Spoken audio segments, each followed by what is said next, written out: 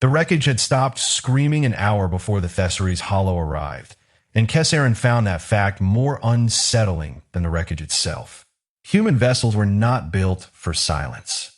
Every scan the Ithren had ever taken of human distress signals came wrapped in noise, voices overlapping, alarms stacked on alarms, the particular chaos of a species that seemed to process fear by making it audible. But the ship bleeding atmosphere into the dark ahead of them gave off nothing. No signal, no voice, just the slow tumble of a hull that had been built to survive and had failed anyway. Thessary had been salvaging wrecks for 11 cycles. He expected bodies. He expected silence that meant nothing was left to make noise. What he did not expect was the single heat signature, faint and steady, moving. "She's conscious," said Rel, the ship's medical officer, watching the same readout over his shoulder. "That shouldn't be possible." Hull breached that size. She'd have maybe 6 minutes of survivable atmosphere in a sealed compartment, and there's no sealed compartment left. Then how? I don't know, but she's moving toward us. That detail lodged itself somewhere behind Thessary's sternum and stayed there. Survivors did not move toward rescue ships. Survivors curled into whatever space still held air and waited, hoped, sometimes screamed into comm channels that were no longer transmitting. They did not calculate trajectory and drift toward an airlock they had no way of knowing was coming. She did. When they pulled her in, she was already positioned to be pulled in, limbs tucked, back to the wall, feet braced against a bent stanchion in a way that would absorb the shock of sudden gravity instead of letting it break something. Rel said later that in 11 cycles of pulling survivors from wreckage, she had never seen someone brace correctly for a rescue they could not have seen coming. The human suit was scorched along one side, one glove sealed with tape that had no business holding pressure and somehow did. Her face, when the helmet came off, showed no tears, no panic, nothing Thessary's species catalog had prepared him to expect from someone who had just watched her entire crew die. She looked around the medical bay, counted exits.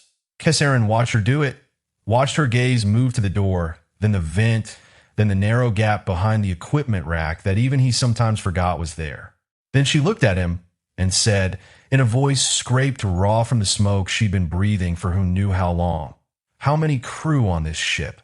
Not a question born of curiosity, a question born of assessment. Rel answered before Thessary could stop her, some old Ithren instinct toward honesty overriding caution. 14.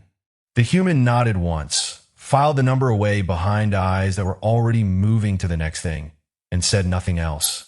She let them treat her burns without flinching, without speaking, watching every instrument that came near her with the flat attention of someone building a mental map of what each one could do. Her name, according to the fragment of identification still readable on her suit, was Voss. First name illegible. She did not offer it. Thessary logged her, that first day, as a standard rescue. Traumatized survivor, minimal verbal engagement, likely shock. It was the pattern he'd seen in every human the Thessary's hollow had ever pulled from wreckage. He would be wrong about that within 48 hours, and the moment he realized it would change what he thought he understood about the entire species. By the third day, Voss had been cleared to move beyond the medical berth, and the ship's crew began to notice her in ways that had nothing to do with her survival and everything to do with what she did once she was no longer confined. Talvin, the engineering lead, found her in the lower maintenance corridor, a section she should not have had unsupervised access to, but somehow did, mid-repair on an atmospheric recycler that had been running 11% under capacity. She had not reported the fault through the proper channel. She had simply opened the housing and fixed it in 4 minutes with tools that were not designed for human hands.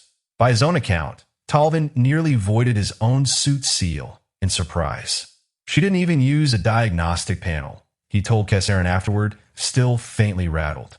She listened to it, put her hand on the housing, listened, and knew. Knew what? Where the fault was. She said the resonance was wrong. I don't know what that means. Our instruments don't measure resonance that way. Thessary found her on the observation deck that evening, looking out at the slow crawl of stars the Thessary's hollow left in its wake. She did not turn when he entered, though he had made no effort to be quiet, which told him she had heard him coming from some distance and simply chosen not to react. "You fixed a recycler," he said. "It was inefficient. You were not asked to fix it. Where I'm from, if something's broken and you know how to fix it, you fix it. Doesn't matter whose job it was." Something that might have been the beginning of a smile touched the corner of her mouth, gone before it fully formed. "Same reason I know your evac pods are undersized for full crew capacity, and that your medical bay has exactly one working suture kit." Thessary went very still. "You have been counting. I told you. It's what I do." She finally turned to look at him, and he felt the particular discomfort of being studied by something that had, until 3 days ago, been the one under observation. "You've been watching the footage." It was not a question. He did not insult either of them by pretending otherwise. "Yes." "Good," she said. "You should be." That night, Thessary filed a report to the ship's commander with a single line beyond the standard survivor status update. Recommend increased observation protocols. Subject exhibits pattern recognition and technical capability inconsistent with baseline human data. He did not yet know that inconsistent was the wrong word. He would learn soon that Voss was not an outlier. She was simply the first human he had watched closely enough to see clearly. 3 days after that, the Thessary's hollow took fire. It was not supposed to happen. The salvage route ran through space the Ithren considered stable, clear to the raiding factions that occasionally preyed on slow-moving vessels heavy with recovered cargo. But stable was a description, not a guarantee, and the ship that dropped out of concealment off their port side was fast, armed, and clearly uninterested in negotiation. The first strike took out secondary power to 3 decks. The second took out the primary comm array. Thessary, running for the bridge through a corridor lit only by emergency strips, nearly collided with Voss going the opposite direction, moving with a speed and purpose that no injured survivor days removed from a hull breach should have possessed. "Where are you going?" he said, and it came out sharper than he intended. "Engineering. Your power routing is inefficient. There's a manual override on deck for that can reroute to weapons if someone gets there in the next 90 seconds. Does your crew know that?" Thessary did not, in fact, know that.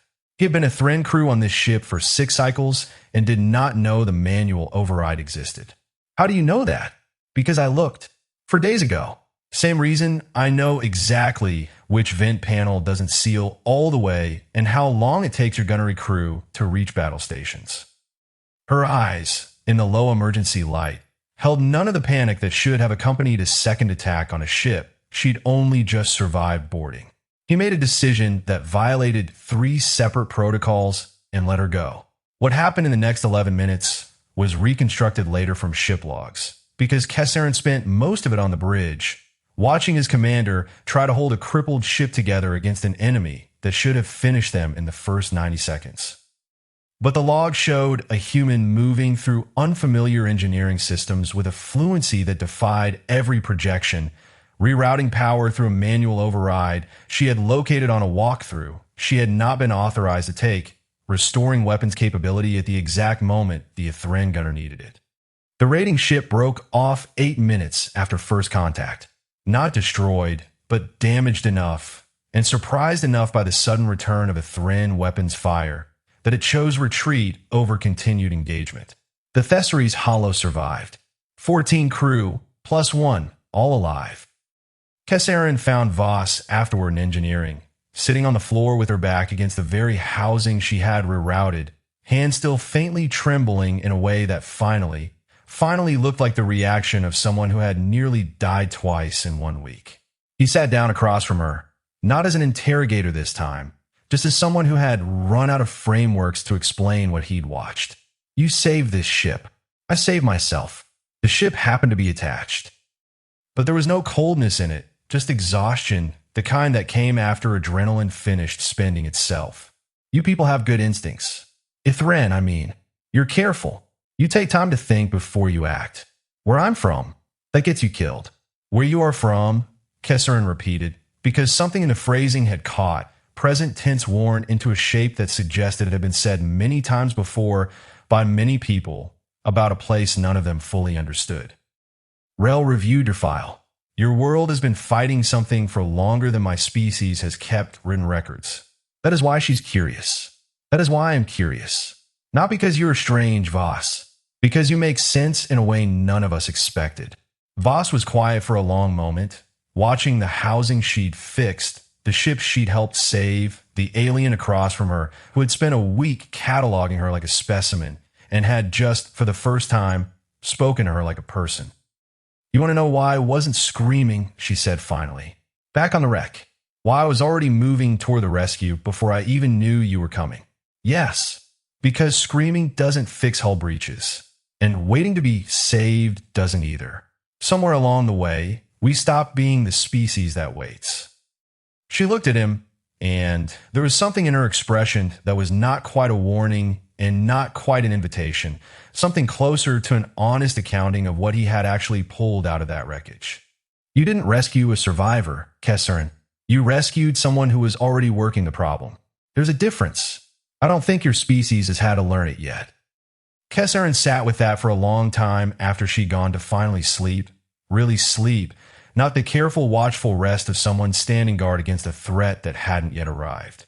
He filed his final report to the commander that night and deleted the word inconsistent from every line where he had used it. He replaced it, eventually, with a single sentence that felt truer than anything else he had written in 11 cycles of pulling the broken and the lost out of the dark. We did not save her. We simply arrived in time to watch her save herself. And then, without being asked, she saved the rest of us too.